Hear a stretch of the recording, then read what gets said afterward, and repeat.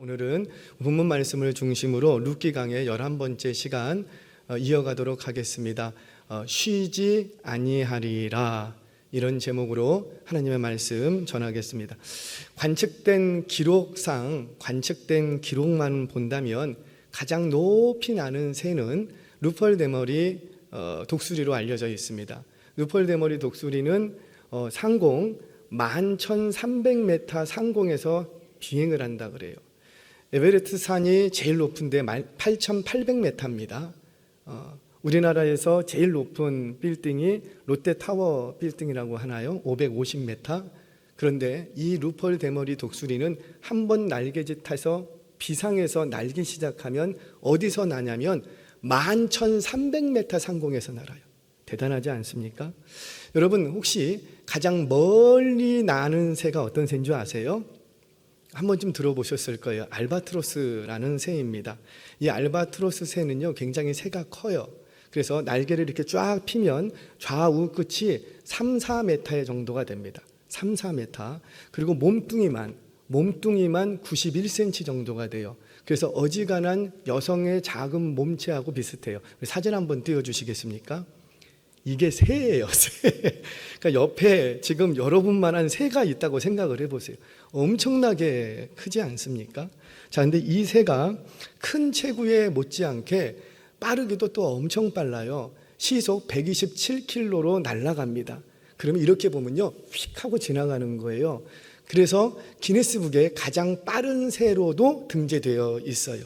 이 새가 왜 이렇게 멀리 날 수 있는가 봤더니 그 긴 날개 때문에 그렇습니다. 이 긴 날개, 그리고 체격이 크다 보니까 힘이 좋잖아요. 힘도 세고 날개도 길어요. 그러다 보니 한번 날개를 쭉 피면 상승 기류만 잘 타면 멀리까지 날개 퍼드덕거리지 않고 그냥 상승 비행으로만 날아갈 수 있는데 그 거리가 무려 수십 킬로에 해당한다고 합니다. 그러니까 이 날개만 펴서 날아갈 수 있는 게 수십 킬로예요. 그럼 날개 퍼드덕거리면서 날아가면 어디까지 날아가겠냐고요. 그러니까 이 새가 못 갈 곳이 없을 것 같아. 자, 그런데 아무리 높이 날고 아무리 멀리 날아도 일단 그 날개의 짓을 멈추면 추락합니다. 아무리 날개를 펴고 상승 기류로 그 기류만 타고도 날개짓 한 번 하지 않고도 수십 킬로를 날아갈 수 있다 할지라도 일단 그 폈던 날개를 접으면 떨어지는 거예요. 우리 지난 시간에 하나님을 경외하는 사람이 어떤 사람인가에 대한 말씀을 한 가지 더 들었지요. 기억나세요? 하나님을 경외하는 사람은 어떤 사람이라? 바로 하나님이 바라보시는 사람, 하나님의 구원과 안식이 필요한 그 사람에 대하여 책임의식을 갖는 사람, 바로 그 사람이 하나님을 경외하는 사람이다. 그 하나님을 경외하는 사람에게 우리 하나님은 주실 수 있는 모든 복을 다 거셨다고요. 저와 여러분들 그 복을 받는 은혜가 있기를 축복합니다. 그러면 하나님을 경외해야 돼요. 근데 하나님을 경외하는 사람이 어떤 사람이라? 바로 구원과 안식에 대한 책임의식을 가지고 있는 사람. 내가 굳이 그 책임의식을 느낄 이유는 없지만 우리 가정에, 내 남편에게, 우리 자녀들에게 구원과 안식이 정말 필요한데, 우리 이웃집 아저씨, 우리 직장의 동료, 우리 직원, 정말 그에게 구원과 안식이 필요한데 그 구원과 안식이 필요한 그 영혼을 놓고 책임의식을 느끼는 사람, 그리고 그 책임의식을 가지고 어디로 들어가고? 다장마당으로. 정말 내가 함께하고 싶지 않은 상황이라고요. 정말 들어가고 싶지 않아요. 내 수준과도 맞지 않고 정말 함께하고 싶지 않아. 그럼에도 불구하고 뭐 때문에 들어가고? 책임의식 때문에. 그렇게 책임의식을 가지고 있는 그 사람을 통해서 하나님은 지금도 역사하시더라는 거예요. 아멘이세요? 자, 그런데 오늘은 지난주의 말씀과 연결이 됩니다. 그저 우리가 이렇게 영혼에 대한 책임의식만 가지고 있으면 그냥 막 일이 내가 원하는 대로 이루어지는가? 그건 아니더라는 거예요. 그 책임의식이 하나님이 주신 마음인데 그 마음이 반드시 열매 맺으려면 반드시 필요한 한 가지 태도가 있다고 합니다. 태도는 굉장히 중요한 거예요. 사람과의 관계에서도 태도가 중요하고, 내가 인생을 성공하고 뭔가 잘 되기 위해서도 태도가 중요하고, 하나님 앞에서도 복을 얻기 위해도 뭐가 중요하고, 그렇죠, 태도라는 것이 굉장히 중요한 거예요. 이 책임의식만 가지고 있다고 해서 일이 성취되는 것은 아닌데, 그 성취되려면 반드시 좋은 태도 하나를 가져야 돼요. 그 태도가 뭔가? 결론부터 얘기합니다. 바로 그 일이 다 이루어지기까지 쉬지 않는 거예요. 바로 보아스가 보여주었던 태도였지요. 날개짓을 멈추면 안 돼요. 나 저기로 날아갈 거야. 그래서 날개짓을 시작했어요. 그래서 비상했어요. 그런데 도착하기 전까지 날개짓을 멈추면 안 되는 거예요. 그 폈던 날개를 다시 접으면 안 되는 거예요. 아무리 실력이 있고 아무리 능력이 있고 아무리 열정이 있어도 그 폈던 날개를 접어버리면 그 순간 추락하고 마는 겁니다. 그래서 어떤 사람이 바로 하나님의 뜻을 이루고 하나님의 구원의 영광을 누리게 되는가 봤더니 책임의식을 가지고 어떻게 할 때 그 일이 다 이루기까지 쉬지 않고 날개짓을 하는 그 사람을 통해서 오늘도 하나님은 역사하신다는 거예요. 오늘 좀 그 이야기를 여러분들과 좀 나누려고 합니다. 자, 오늘 특별히 쉬지 않는 보아스의 모습을 통해서 오늘 나의 모습은 어떤지를 재발견하는 그런 귀한 시간 되시기를 바랍니다. 자, 첫 번째, 이 쉬지 않는 보아스의 모습, 어떤 모습을 가지고 있을까? 우리 14절로부터 시작해 보겠습니다. 같이 읽겠습니다. 시작. 룻이 새벽까지 그의 발치에 누웠다가 사람이 서로 알아보기 어려울 때에 일어났으니 보아스가 말하기를 여인이 타작마당에 들어온 것을 사람이 알지 못하여야 할 것이라 하였음이라. 아멘. 자, 우리 지난 시간의 말씀을 기억한다면 이제 밤이 어두워지자 숨어있던 룻이 보아스가 어디에 누워있는지를 보고 있다가 다 사람들이 사라질 때, 아무도 보지 않을 때 슬그머니 보아스의 발치에 이불을 들고 발치에 겉옷을 두고 딱 들어갔습니다. 그때 즉각 알았어요. 그리고는 이 룻이 언제까지 그 발치에 누워 있었더라? 새벽까지, 즉 동트기 전까지 누워 있었다라는 거예요. 여러분, 왜 새벽까지 누워 있었을까? 바로 그 새벽 해가 뜨기 전에 이 룻을 돌려보냅니다. 왜 그런 거예요? 누가 알아보면 안 되는 거예요. 왜? 타작마당은 여인이 들어올 수 없는 곳이야. 그래서 누가 보기라도 한다면 이거는 일이 추진하기 전에도 큰 낭패를 당할 수가 있어. 그래서 사람들의 눈에 띄지 않을 때, 서로 알아볼 수 없을 때, 아직 해가 어두울 때 그때 룻을 깨워서 돌려보냅니다. 자, 여러분 좀 이상하지 않아요? 만약에 룻을 돌려보내려고 했으면 사람들이 알아보면 안 돼. 그러면 언제 돌려보내는 게 제일 좋을까요? 그렇죠. 나 룻입니다. 청혼할 때 그 말 듣고 그래. 너 룻이구나. 내가 책임질게. 책임질 테니까 넌 안심하고 빨리 돌아가. 그래 버렸으면 어두울 때 빨리 돌려보내야지. 새벽까지 있으면 어떻게 해요? 시간이 길어지면 길어질수록 들킬 확률이 높은 거예요. 시간이 길어지면 길어질수록 위험감은 더 커지는 거예요. 그러니까 룻을 사람들이 알아보면 안 돼. 그러니까 알아보지 않을 때 돌려보내려고 했으면 언제 돌려보내면 제일 좋냐면 나 룻입니다. 나를 받아주세요. 청혼했을 때 그래 너 룻이구나. 알았어. 내가 해밝으면 내가 일할게. 그러니까 너는 빨리 사람들의 눈에 띄지 않게 돌아가. 그때 돌려보냈으면 돼요. 그런데 이상하지요. 보아스는 그때 돌려보내지 않고 언제까지 뒀어요? 동트기 바로 직전까지, 새벽 미명까지 그의 발치 아래에 누워있도록 합니다. 왜 그랬을까? 바로 여기에는 중요한 영적 비밀이 있어요. 자, 시편 말씀 봅니다. 시편 121편 3절 4절 말씀 같이 읽겠습니다. 시작. 여호와께서 아니하게 하시며 너를 지키시는 이가 졸지 아니하시리로다. 이스라엘을 지키시는 이는 졸지도 아니하시고 주무시지도 아니하시리로다. 아멘. 사랑하는 여러분, 기억하세요. 그 주님의 올자락을 들고 그분 품에, 그분 발치에 새벽 미명까지 누워있기를 원하는, 그분의 품에 들어가 안식을 얻기 원하는 심령들을 우리 하나님은 지금도 지켜주시는 줄로 믿으시기 바랍니다. 근데 지켜주시는데 어떻게 지켜주신다고요? 이 밤이 다 지나기까지 졸지도 않고 주무시지도 않고 지켜주시는 거예요. 자, 그런데 그렇게 지켜주시는 건 너무 고맙고 감사해. 그런데 이 밤만 지켜주고 끝난다면 그 다음부터 어떻게 될까요? 자, 그래서 우리 주님은 이 밤만 지켜준다고 말씀하지 않으세요. 우리 이어지는 시편 121편 7절 8절 말씀 같이 봅니다. 시작. 여호와께서 너를 지켜 모든 환난을 면하게 하시며 또 내 영혼을 지키시리로다. 여호와께서 너희의 출입을 지금부터 영원까지 지키시리로다. 아멘이세요? 할렐루야. 우리 하나님이 나를 지켜주시는데 이 밤에 어떤 위험과 두려움 없이 나를 그 품에 안으시고 지켜주셨어요. 이 풍랑이 다 지나기까지, 이 폭우가 다 지나기까지 나를 지켜주셨어.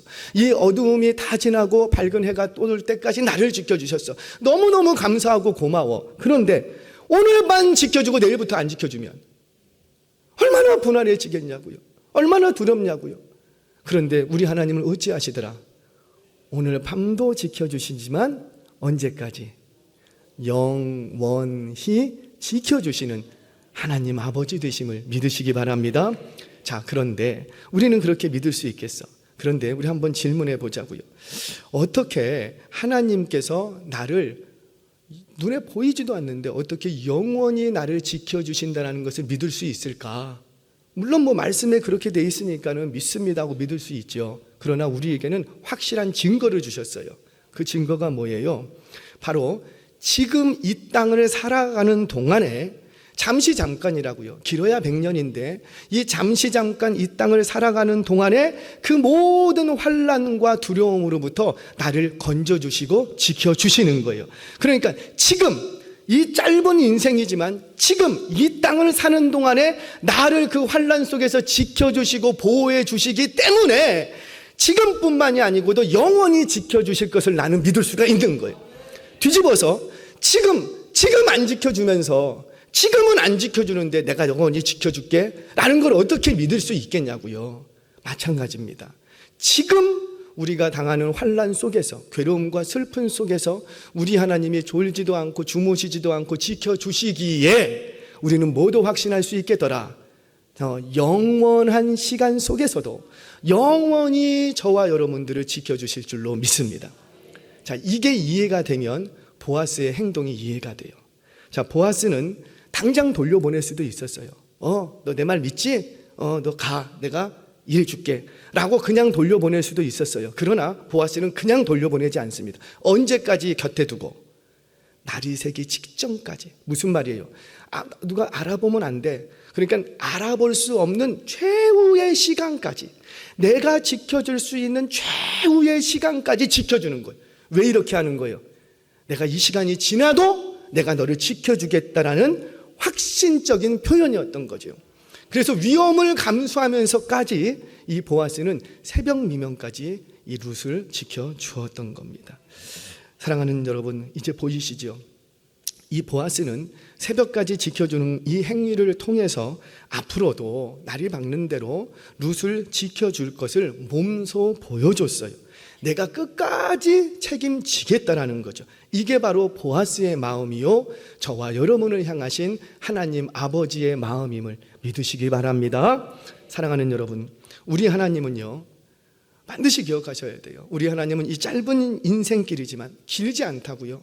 길지 않다고, 짧은 인생이지만 저와 여러분이 그 짧은 인생 속에서 환난 당할 때 그저 내버려 두지 아니하시고, 짧은 인생이라고요. 계속 거기 있는 것도 아닌데도 불구하고 그 짧은 인생 속에서도 환난과 공고함을 당할 때 내버려 두지 아니하시고 건지실 뿐만 아니라 당신의 날개 아래에 숨어서 쉼을 얻기 원하는 심령들을 품으시고 안으시고 덮어주시는 하나님이신 줄 믿습니다. 자, 이게 보여주었던 이 보아스의 마음이요, 행동이었어요. 자, 다시 본문으로 돌아와서 보아스는 이렇게 위험하지만 그 위험을 무릅쓰고 새벽까지 지켜줌으로써 내가 너를 끝까지 책임지겠다라는 의지를 보여줬어요. 자, 보아스는 여기서 멈추지 않습니다. 이번에는 이제는 룻에게 확신을 줬으니 이제는 누구에게 확신을 주냐면 나오미에게 확신을 줘요. 내가 절대 쉬지 않겠다. 이 일을 다 이루기까지 끝까지 내가 뛰겠다. 이 확신을 나오미에게도 줍니다. 자, 설명합니다. 이제 아침이 됐어요. 아침이 돼서 잠시 헤어질 거예요. 진짜 잠시죠. 조금 있으면 결혼할 거니까 잠시 헤어져야지 돼요. 그런데 그 잠시 헤어지는데 그냥 헤어지지 않아요. 뭘 합니까? 이 보아스가 룻을 깨워서 겉옷을 가져오라 그러더니만 그 겉옷에다가 보리를 6번 데워서 줍니다. 그러니까 우리말로 하자면 되로 6번을 데워서 줬어요. 자, 우리 성경 봅니다. 본문 15절 말씀 같이 보겠습니다. 시작. 보아스가 이르되 내 겉옷을 가져다가 그것을 펴서 잡으라 하매 그것을 펴서 잡으니 보리를 6번 대어 룻에게 지워주고 성읍으로 들어가니라. 아멘. 자, 보리를 6번 대어주고 룻에게 집으로 돌아가게 했어요. 성경은 일부러 의도적으로 6번, 2번 기록함으로써 우리의 시선을 모으고 있습니다. 자, 그러면 질문해 봐야죠. 아니, 룻이 이 보아스가 좀 줄 것 같으면 7번 줄 수도 있고 8번 줄 수도 있고 아니면 부를 수도 있는데 왜 6번일까? 왜 그랬을까요? 그 이유에 대해서 이 룻이 나오미에게 설명을 해줍니다. 우리 본문 17절 말씀 같이 한번 읽겠습니다. 시작. 이르되 그가 내게 이 보리를 6번 되어 주며 이르기를 빈손으로 내 시어머니에게 가지 말라 하더이다 하니라. 아멘. 그러니까 빈손으로 돌려보내지 않기 위해서 보리를 몇 번 주었더라? 6번 줬다라는 거예요. 이 말을 딱 듣는 순간 나오미는 확신합니다. 이거 봐라. 알겠어. 이제 너 룻은 가만히 있어. 너 집에 그냥 가만히 있어. 이제부터 이 보아스가 너를 위해서, 나를 위해서 절대 쉬지 않을 거야. 이 결혼이 성사될 때까지 계속해서 쉬지 않고 이 일을 이루기까지 계속 달려갈 거야. 이렇게 룻을 격려합니다. 자, 그렇다면 도대체 나오미는 이 말 한마디를 듣고 어떻게 이걸 알았을까? 자, 이런 내막이 있어요. 자, 6번 되어줬는지 그 부분이 해석이 되면 나오미의 마음을 좀 이해할 수가 있습니다. 여러분, 이 히브리인들에게는 숫자나 색깔마다 관념이라는 게 있어요. 관념. 그러니까는 이 숫자가 딱 드러날 때 모든 사람이 다 알아. 예를 들어서 붉은 줄 한번 설교했지요. 붉은 줄 그러면은 어린 양의 피. 그러니까 그들만이 가지고 있는 관념이에요. 관념. 그 관념 중에 숫자에 관한 관념이 있습니다. 자, 1부터 10까지 여러 가지 숫자가 가지고 있는 관념이 있는데 6이라는 숫자가 가지고 있는 관념 때문에 그래요. 이 6이라는 숫자는 어떤 숫자냐면 7이 되려고 애쓰는 숫자예요. 왜냐하면 7에 가장 가까운 숫자가 6이라는 숫자예요. 7은 완전수라고 하고요. 그리고 이거는 창조적인 이유 때문에 그러거든요. 완전수라고 하고 그 창조의 주인 되시는 하나님의 숫자 이렇게 얘기합니다. 그래서 7은 완전한 숫자예요. 완전한. 근데 6은 완전에 제일 가까워. 그래서 항상 6은 뭐 하려고 하냐면 7이 되려고 굉장히 애를 써.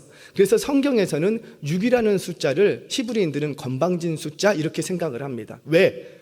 자기가 6인데 자꾸 뭐가 되려고 해? 7이 되려고 하니까. 그래서 6 세 개가 모아져 있으면 어떤 숫자라? 이게 사단의 숫자. 왜요? 사단이 자꾸 뭐가 되려고 그래요? 지가 막 하나님이 막 되려고 해.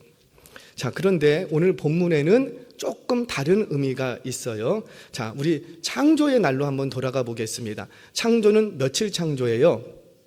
그렇죠. 6일 창조, 하루 안식. 그래서 7일로 딱 완성이 됩니다. 그러니까 안식까지 가야 창조의 사역이 다 끝나는 거예요.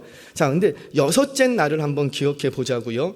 6째 날이 왔어. 하루, 이틀, 3일, 4일, 그리고 드디어 6째 날이 왔어. 그런데 6째 날은 아직 창조가 완성된 거예요? 안 된 거예요? 아직은 안 된 거예요. 뭐가 남아 있어요? 그렇죠. 안식까지 가야지 돼. 그 안식의 날이 남아 있어. 그래서 6일 창조, 하루 안식. 그게 온전한 창조 사역이라고요. 그러니까 6일째 왔다라는 것은 이제 뭐만 남은 거예요? 그렇죠. 안식할 7일만 남은 거예요. 그래서 내가 6일째에 와 있다라는 것은 장차 나에게 안식을 주는 7일이 나에게 주어졌다라는 확신과 증표가 됩니다. 뭐에 왔을 때? 그 6일째에 왔을 때 마찬가지입니다. 지금 이 보아스가 보리를 데워주면서 그게 얼마나 양이 되는지는 몰라도 돼요. 그건 별로 중요한 게 아니에요. 그거를 데워주면서 몇 번 데워줬다고 자꾸 강조하냐면 6번을 데워준 거예요. 왜? 이제 뭐만 남고? 7째 날 뭐만 남은 거예요? 안식. 내가 이제부터 6번을 데워줬다는 건 내가 이제부터 너를 위하여, 나오미를 위하여, 너희 가정의 안식을 위해서 내가 이제 움직이겠다는 거예요. 그러니까 너희에게는 뭐만 남아있고? 그렇죠. 안식할 것만 남아있다. 이 사인이 이 6번 되어주는 행위 속에 담겨져 있는 거예요. 나오미는 이걸 캐치해낸 겁니다. 자, 또 한 가지 여기에 중요한 키워드 하나가 있어요.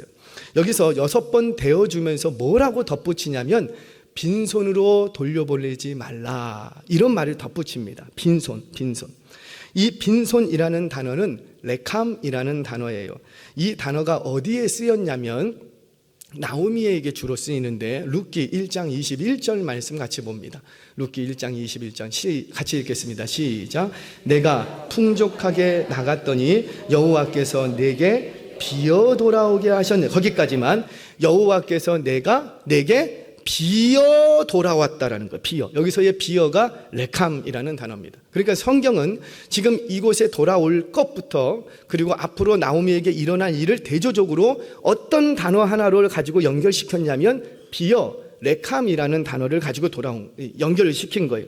그러니까 6번 되어준 것은 룻에게 되어준 게 아니라, 룻을 위해서 준 게 아니라 누구를 위해서 준 거였어요? 그렇죠. 나오미를 위해서 준 거예요. 그러면서 뭐라고 말하냐면 당신이 이곳에 올 때는 비어, 레캄되어 돌아왔지만 이제부터는 어떻게 하겠다?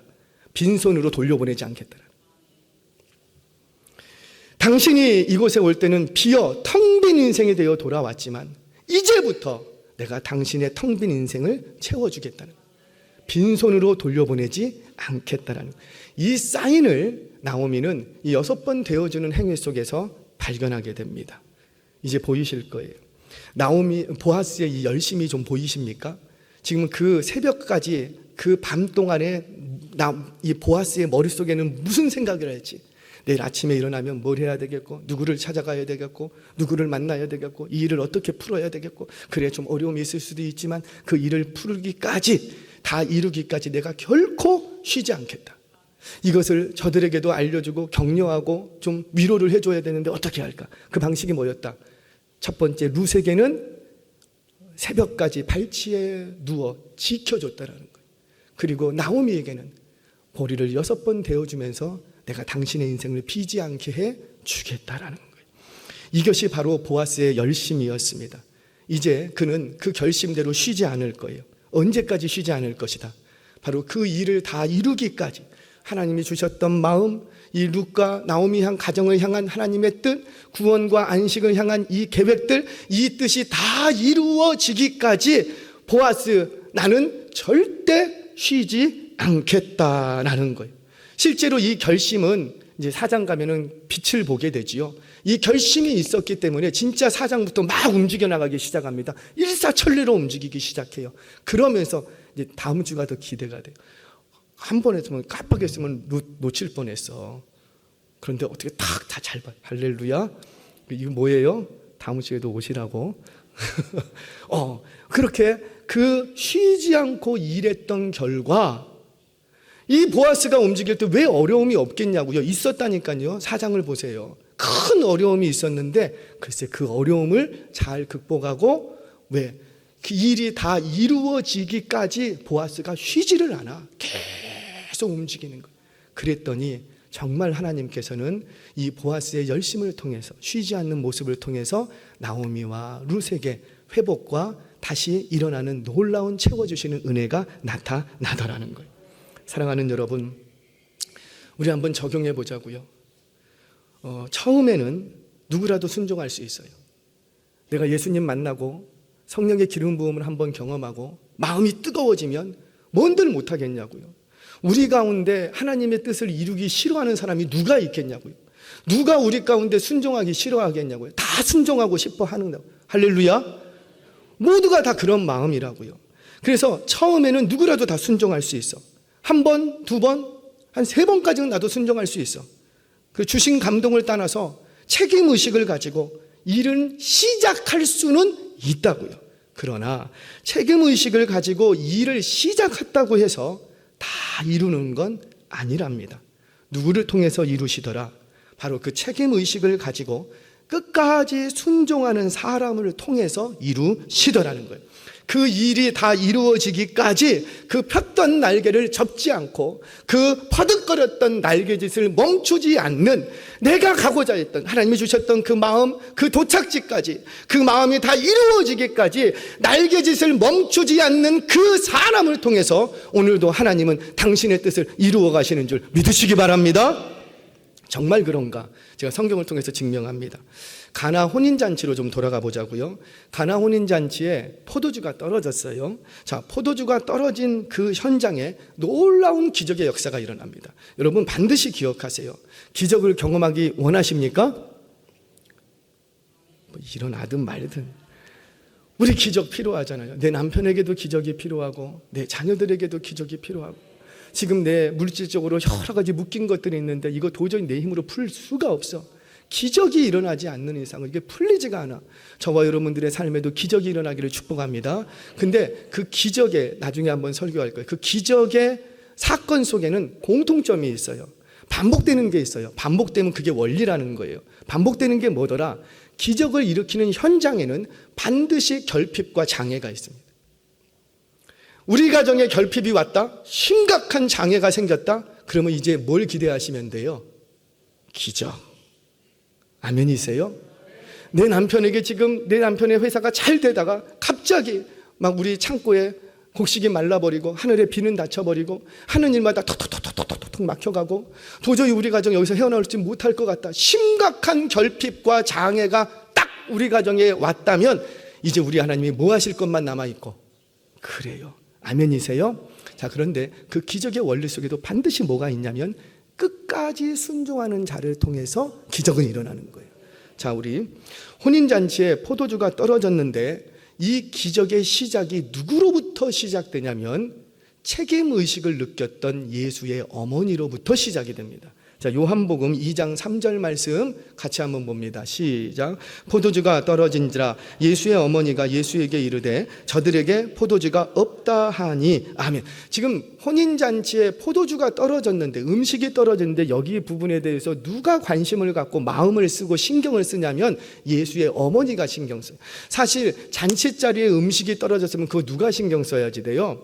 최소한 그 신랑 신부 혼인의 잔치를 벌였던 뭐 어머니 아버지가 신경을 쓰든가, 아니면 그 고대에는 잔치가 벌어지면 이 잔치를 관장하는 연회장을 불러옵니다. 그래서 이 연회장은 음식이 나가는 것을 처음 맛봐요. 그래서 손님들에게 내줄 만한 음식인가 아닌가를 연회장이 평가를 합니다. 그래서 허락이 되면은 손님들한테 나가는 거예요. 그래서 연회장의 위치가 굉장히 중요해요. 그러니까 지금 이 상황 속에서 이 음식이 떨어졌으면 신경을 써야 되고 고민을 하고 책임의식을 느껴야 된다면 누가 사실은 느껴야 되고, 그 부모님들이 느끼든지 아니면 연회장이 느끼든지 그래야 돼. 그런데 그들은 관심 없어.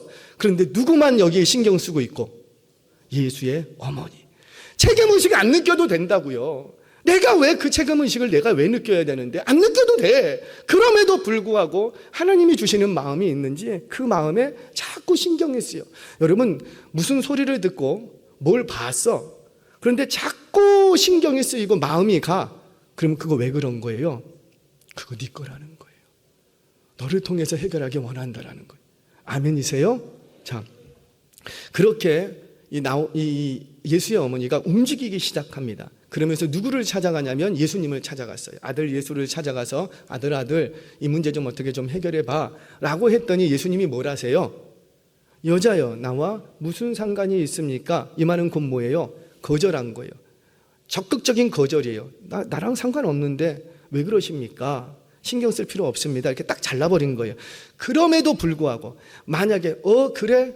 아들 예수도 이렇게 말하니 그래 내가 신경 쓸 게 뭐 있나? 에이 신경 쓰지 말자. 그리고 덮어버렸으면 이 상황 속에서 기적이 안 일어나. 그런데 누가 끝까지 움직입니까? 어머니가 그 면박을 듣고도 좌절하지 않고 또 움직입니다. 그렇지만 이번엔 누구를 불러오고? 하인들. 우리 성경 보겠습니다. 요한복음 2장 5절 말씀 같이 읽습니다. 시작. 그의 어머니가 하인들에게 이르되 너희에게 무슨 말씀을 하시든지 그대로 하라 하니라. 아멘. 뭐라? 무슨 말씀을 하시든지 뭐 하라? 끝까지 순종하라. 끝까지 순종하라. 여러분, 원래 종은요 어떤 위치예요? 일을 시키는 위치가 아니고 순종해야 되는 위치예요. 그러니까 이건 이상한 게 아니고 당연한 거예요. 그럼에도 불구하고 어머니 예수님이 우려했던 건 뭐냐면 너희가 종인데 하인인데도 불구하고 순종하지 않을 수도 있다. 그래서 부탁하는 거예요. 너 예수님이 뭐라고 얘기하든지 끝까지 순종하라. 진짜 예수님이 이 하인들에게 명령을 합니다. 첫 번째 명령은 두 가지의 명령을 내렸어요. 첫 번째 명령은 뭐였지요? 몰라요. 처음 오시는 분들도 계실 것 같은데 죄송합니다. 제가 앞뒤 자르고 얘기를 해서. 자, 첫 번째 명령은 뭐였냐면 저 돌 항아리에 물을 채워라. 첫 번째 명령이었어요.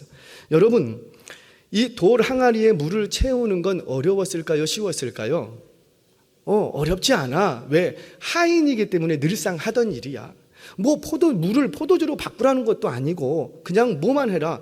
물만 채우라. 어디서 포도주 사와서 여기 돌 항아리 다 채우라 그런 말도 아니고 그냥 물만 채우라. 그 손발 씻는 물인데 그냥 물만 채워라. 그게 뭐가 어려웠겠냐고요. 물론 그 6개나 되는 돌 항아리에 물을 채우기 위해서는 땀을 흘려야지 되고 자기도 쉬고 싶지만 혹시 몰라요. 또 일을 시키니까 투덜거리면서 아이 예수 자기가 뭔데 왜 나한테 이런 일을 시켜라고 할 수는 있어요. 그럼에도 불구하고 종인 하인인 위치인지라 돌 항아리에 물을 채우는 건 쉬웠다 어려웠다? 쉬웠다라는 거예요. 근데 물론 여기도 순종은 필요하죠. 그런데 기억하세요. 이 정도의 순종으로는 기적을 경험 못합니다. 이 정도의 순종으로는. 자, 여러분 언제 물이 포도주로 바뀌는 기적이 일어나죠? 채울 때 기적이 안 일어나고요. 떠다 갖다 줄 때. 떠다 갖다 줄 때. 여러분 채우는 게 어려웠을까요? 떠다 갖다 주는 게 어려웠을까요? 떠다 갖다 줘. 우리 성경에서는 그냥 연회장에게 갖다 주라 이러고 끝나지만 사실 그 배경은 뭐냐면 아까도 얘기했죠. 연회장에게 뭔가를 갖다 준다라는 건 뭐 하라는 거예요? 이거 맛보라는 거예요. 손발 씻는 결례를 행하는 돌 항아리의 물이에요. 꾸정물이에요. 그 물을 맛보라고 갖다 준 거예요. 왜? 맛보고 맛이 좋으면 내놔라 이거를 명령하는 사람, 위치에 있는 사람이 연회장이었기 때문에. 그러니까 예수님이 떠서 갖다 주라 이 말은 거두절미하고 우리는 그 부분만 알지만 그 배경에는 새로운 음식이 나왔으니 맛보게 하라 그런 뜻이에요. 그런데 이게 새로운 음식이에요? 그냥 물이에요. 그런데 이거를 하인들이 떠다 갖다 주면 이게 물인 거를 하인들은 알아. 모두가 다 알아. 왜? 자기가 갖다 부었으니까. 그런데 이걸 갖다 주면 어떻게 돼요? 괜히 뭐 물로 포도주로 안 바뀌었으면 어떻게 되고? 이거 어디서 났냐? 이 물을 왜 갖고 왔냐? 결례를 행하는 물인데요. 그러면 그 자리에서 잘려. 그 자리에서 몰매 맞을 일이라고요. 그럼에도 불구하고 예수님이 주신 명령은 비상식, 비논리, 비합리, 나의 상황과 맞지 않고 나의 이성으로 수용되지가 않는 일이에요. 나의 여건과 나의 상황에서 도저히 수용할 수 없는 일이에요. 그럼에도 불구하고 하인들은 어찌하더라? 끝까지 순종할 때에 그 속에 기적이 일어남을 믿으시기 바랍니다. 그 기적은 어떤 기적이고 물이 포도주로 바뀌는 놀라운 기적 뿐만 아니라 그 기적의 비밀이 뭔지를 알게 되는 구원의 비밀도 알게 되는 거예요. 사랑하는 성도님 여러분, 저와 여러분 우리 끝까지 순종하는 인생들이 되시기를 바랍니다. 저와 여러분 그저 맛 좋은 변화된 포도주만 맛보면서 그저 혜택만 누리는 연회장이 아니라 이 하인들처럼 내게 주시는 말씀이, 내게 주시는 마음이 정말 내게 어떤 마음을 주셨는데 도저히 이거 내가 할 수가 없어. 내가 할 수가 없어. 도저히 내 마음에서는 순종이 안 돼. 그럼에도 불구하고 하나님의 말씀인지라 끝까지 순종하며 달려갈 때에 그 폈던 날개를 접지 않고 퍼득거렸던 날개를 멈추지 않을 때에 반드시 그를 통해서 하나님의 놀라운 기적의 역사, 하나님의 뜻이 이루어질 줄 믿으시기 바랍니다. 한 가지 이야기만 하고 마치겠습니다. 이 원리는 영적인 원리이기도 하고 세상의 원리이기도 해요. 누가 성공하느냐? 누가 끝까지 달려가는 사람이에요. 1759년 8월 24일 영국에 한 청년이 출생을 합니다. 그의 키는 160. 아유, 나보다 작아. 그의 키는 160. 그리고 가슴 둘레는 81cm. 그러니까 굉장히 작은 왜소한 체구의 남자아이였어요. 근데 이 타고난 이에게는 작은 체구에 못지않게 굉장히 좋은 장점 하나가 있었습니다. 그게 뭐냐면 그는 해약과 위트를 갖고 있었어요. 조크가 있었어요. 그래서 어떤 사람과 어디서든지 만나더라도 그 대화를 이끌어갈 수 있는 사교술과, 그러니까 뭐라 그래요? 이거를 그 사람을 잘 사귀어, 부침성이 좋아, 뿐만 아니라 웅변술, 이게 뛰어났던 형제였어요. 그가 바로 누구냐면 150번의 영국 국회에서 논쟁을 하고 56년을 노예제도 폐지를 위해 달려갔던 윌리엄 윌버포스입니다. 제가 알기로는 아마 어린이들 권장도서 중에도 위인 중에 한 사람일 거예요. 영국의 양심, 이런 칭호를 받은 사람이죠. 이 사람이 누구냐면, 여러분들 혹시 어메이징 그레이스라는 영화를 보셨습니까? 안 보셨군요. 꼭 좀 보세요. 그 영화의 실제 주인공이 바로 이 윌버포스입니다. 윌버포스는 당시 여느 청년들처럼 그렇게 방황하는 젊은 날을 보냅니다. 청소년 시절을. 왜냐하면 이네 집이 굉장히 부자예요. 집안이 엄청 굉장히 세력가예요. 세력가.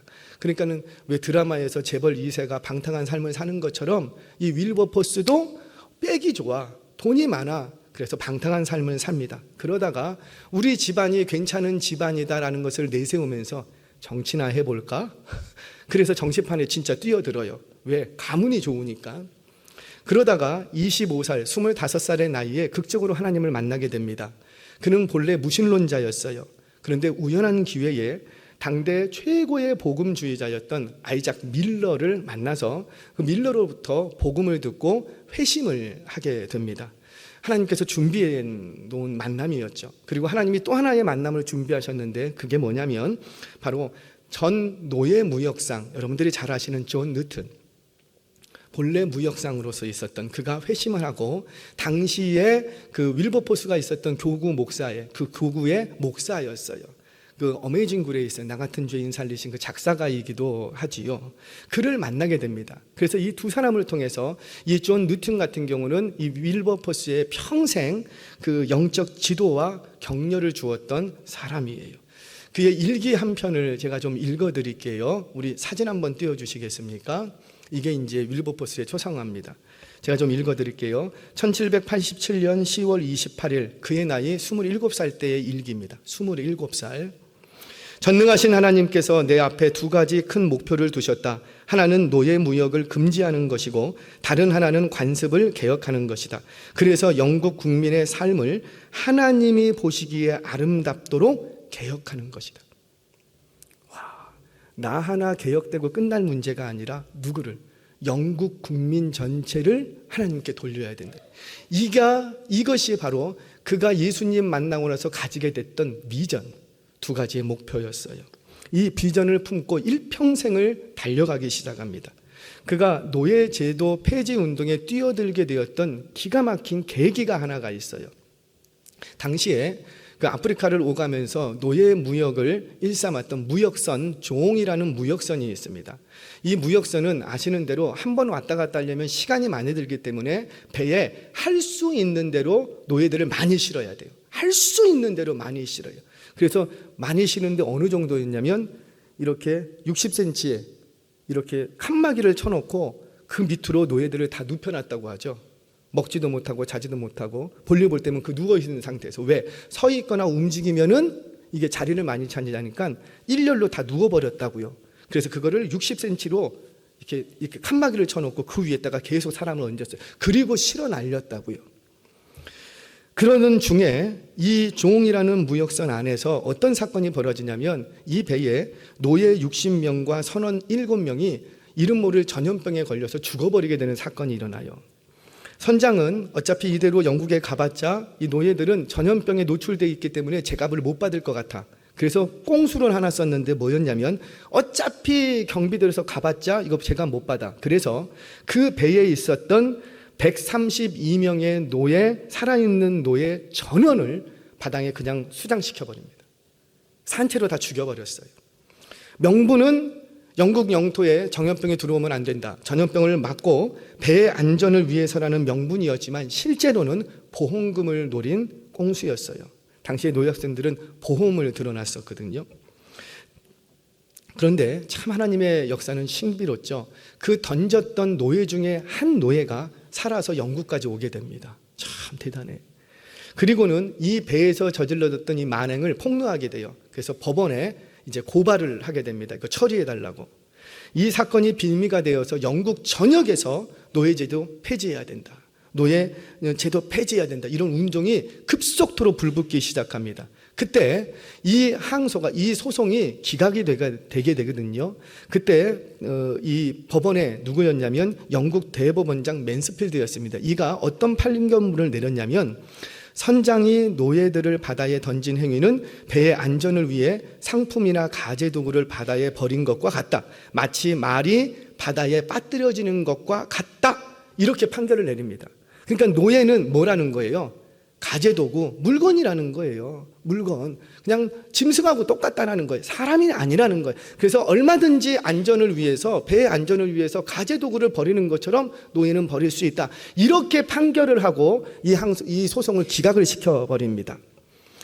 자, 이때부터 윌버포스는요, 영국 이 나라가 진정한 하나님의 나라 되게 하기 위해서 적극적으로 노예제도 폐지 운동에 뛰어들게 돼요. 그렇게 뛰어든 것이 150번이나 영국 국회에 들어가서 계속 그들과 논쟁합니다. 온갖 그 관습과 관념에 젖어 있는 그들과 계속 논쟁, 150번 그들을 설득하는 거예요. 계속 그거 아니다고, 그거 아니다고. 1787년 노예무역 폐지 법안을 상정합니다. 부결. 97년 상정 부결, 98년 부결, 99년 부결, 1804년 부결. 계속 부결당하는 거예요. 이 과정에서 부결만 당했느냐? 그렇지 않죠. 이것을 상정하지 못하게 만들려고 윌버포스에 대한 온갖 협박과 회유와 심지어 암살 위협까지, 그것을 고스란히 한 몸으로 다 받으면서까지도 계속해서 국회에 들어가서 논쟁하고 계속해서 상정을 하는 거예요. 그러다가 드디어 1804년 영국의 식민지 중에 네덜란드 영에서 노예 반입을 금지하는 칙령을 내립니다. 그러니까는 이건 매매가 없어지는 건 또 아니고 아무것도 아닌데 그냥 들어오지만 못해, 반입이 안 돼, 수입 못해, 그것만 딱 됐어요. 그로부터 3년 후 1807년 드디어 노예무역 폐지안이 통과가 됩니다. 그러니까 노예무역 폐지, 그러니까 노예를 돈 주고 사고 팔 수 없도록 한 그것만 폐지가 된 거예요. 상정한 지 20년 만이요. 여러분들 이거 하나님이 주신 마음 아니었어요? 하나님이 기뻐하시는 일 아니에요? 하나님의 영광을 위해서 뛰어든 거 아니에요? 그러면 빨리빨리 돼야지. 왜 이렇게 어렵냐고. 그런데 무려 20년을 달려서 노예 법안, 노예 매매 폐지 법안을 통과시킵니다. 자, 여기서 끝난 게 아니에요. 이 노예 무역은 불법이지만 여전히 노예 제도는 있어. 그래서 이번에는 이참에 노예 해방을 위해서 다시 뛰기 시작합니다. 그는 마지막에 그가 이제 지독한 병에 걸렸어요. 고령인지라. 병석에 누워 있으면서도 그 힘겨운 몸을 일으켜서 내가 다시 한번 국회에 나가서 다시 한번 항변하겠다. 그리고 직접 나가서 또 마지막 논쟁을 합니다. 그렇게 달려간 세월이 56년. 56년 동안 노예 제도 폐지를 위해서 계속 달려가는 거예요. 계속. 마지막에는요, 그가 병세 악화로 인해서 이제 병석에 누워서 도저히 일어날 수가 없습니다. 그렇게 이제 그는 병석에서 죽음을 준비하게 돼요. 그런데 감사한 것은 그렇게 56년을 달려간 끝에 바로 그 윌버포스가 죽음 당하기 일주일 전에 영국 영토 내에서, 영국 영 안에서는 모든 노예는 해방이라는 노예 해방이 선포가 되게 됩니다. 그리고 나서 하나님이 일주일 있다가 딱 불러가셨어요. 뭐예요? 하나님이 갚아주신 거예요. 너 사명 다 감당했다. 너 참 잘 뛰었다. 수고했다. 사랑하는 여러분, 기억하세요. 우리가 마음의 뜻을 품고 하나님이 주신 마음이 있고 이 영혼에 대한 책임의식을 가지고 달리기 시작합니다. 근데 누구라도 처음에는 불같이 달려갈 수는 있다고요. 그런데 그것을 끝까지 달려갈 수 있느냐? 그건 다른 문제였다는 거죠. 반드시 기억하세요. 내가 하나님이 주신 마음을 가지고 큰 비전을 품고 달려가도 그 앞에 어려움과 장애가 있다 없다? 있다라는 거예요. 우리는 예수 잘 믿고 하나님이 주신 마음, 하나님이 기뻐하시는 일을 하면은 일이 척척척척척 잘 풀릴 것 같은데 절대 그렇지 않다라는 거예요. 그런데 그 일은 반드시 이룹니다. 아멘이세요? 누구를 통해서 이루시더라? 바로 끝까지 하나님이 주신 마음을 잃어버리지 않고 숱한 역경과 고난과 환경 속에서도 그 폈던 날개를 접지 않고 그 퍼득거렸던 날개짓을 멈추지 않고 가야 될 말씀을 이루기까지 끝까지 쉬지 않고 달려가는 그 영혼을 통해서 반드시 하나님은 오늘도 역사하실 줄로 믿습니다. 성경 두 구절 우리 같이 읽고 말씀을 마치겠습니다. 요한복음 13장 1절 말씀 우리 같이 한번 읽어볼까요? 시작. 유월절 전에 예수께서 자기가 세상을 떠나 아버지께로 돌아가실 때가 이른 줄 아시고 세상에 있는 자기 사람들을 사랑하시되 끝까지 사랑하시다. 어디에 있는? 세상에 있는 남겨둔 너희들 너무너무 사랑하신대요. 그런데 사랑하시는데 언제까지 사랑하시더라? 끝까지. 성경 한 구절 더 봅니다. 마태복음 28장 20절 말씀 같이 봅니다. 시작. 내가 너희에게 분부한 모든 것을 가르쳐 지키게 하라. 볼지어다 내가 세상 끝날까지 너희와 항상 함께 있으리라 하시니라. 아멘. 너희가 내게 준 사명 감당하면 내가 너희에게 이른 그 말씀을 가르치고 지키게 하는 이 사명 내가 너희에게 준 건데 그 마음 품고 너가 날개짓을 하고 달려갈 때에 어떤 어려움과 고난이 있어도 내가 너희를 버리지 않겠다라는 거예요. 끝까지 함께 계시겠답니다. 그런데 함께 계시는데 어떻게? 항상 함께 계신다라는 거예요. 사랑하는 여러분, 이게 우리 주님의 마음입니다. 우리 주님은 순종하시되 끝까지 순종하시고요, 우리를 사랑하시되 끝까지 사랑하시고, 우리가 얼마나 미운 짓 할 때가 많냐고요. 그 미운 짓 할 때가 많이 있지만 얼마나 당신의 마음을 아프게 하고 얼마나 우리가 당신을 배신한 적이 얼마나 많냐고요. 그럼에도 불구하고 사랑하되 끝까지 사랑하시는 게 주님의 마음이라는 거예요. 우리를 포기하지 않고 함께 하시되 끝까지 함께 하신답니다. 너가 기도 많이 하면은 내가 함께 해주고, 네가 기도를 조금 덜 하면은 함께 안 해주고, 네가 믿음이 좀 좋은 것 같으면 함께 해주고, 네 믿음이 좀 냉랭하면 내가 함께 안 하고, 그러지 않고 너는 내 거야, 너는 내 거야. 내가 너에게 마음을 줬는데 그 마음을 가지고 네가 달려가면 내가 끝까지 항상 너와 함께 하시겠다라는 거예요. 이제 그 주님이 우리에게도 부탁을 하십니다. 내가 아버지께 순종했던 것처럼 너희도 끝까지 순종하라는 거예요. 내가 너희를 끝까지 사랑했던 것처럼 너희도 끝까지 사랑하라는 거예요. 그렇게 하나님이 바라보시는 그 영혼을 향하여서 구원과 안식이 필요한 내 남편과 구원과 안식이 필요한 방황하는 내 자녀들, 우리 직장 동료와 지금은 술주정뱅이의 중독에 빠져 있다 할지라도 하나님이 바라보시는 구원과 안식이 필요한 그 영혼을 위하여서 책임의식을 느끼고 끝까지 달려가는 그 영혼을 통해서 하나님의 역사는 반드시 이루어질 줄로 믿습니다. 이 한 주간도 여러분들 앞에 어떤 난관이 있고 어떤 어려움이 올지 모르지만 하나님이 주신 마음 잃어버리지 마시기 바랍니다. 이거는 내가 해야 돼. 이 가정의 파수꾼은 나야. 내 남편 주께로 돌아오게 할 사람은 나밖에 없어. 이 책임의식을 가지고 정말 마주대하게 하는 싫은 상황일지라도 그 타작마당으로 들어가 하나님이 주신 마음이 이루어지기까지 끝까지 그 폈던 날개를 접지 않고 그 퍼득거렸던 날개짓을 멈추지 않아 반드시 하나님이 이루시는 놀라운 기적의 역사들을 경험하는 주인공 되시기를 주의 이름으로 축원합니다. 기도하겠습니다.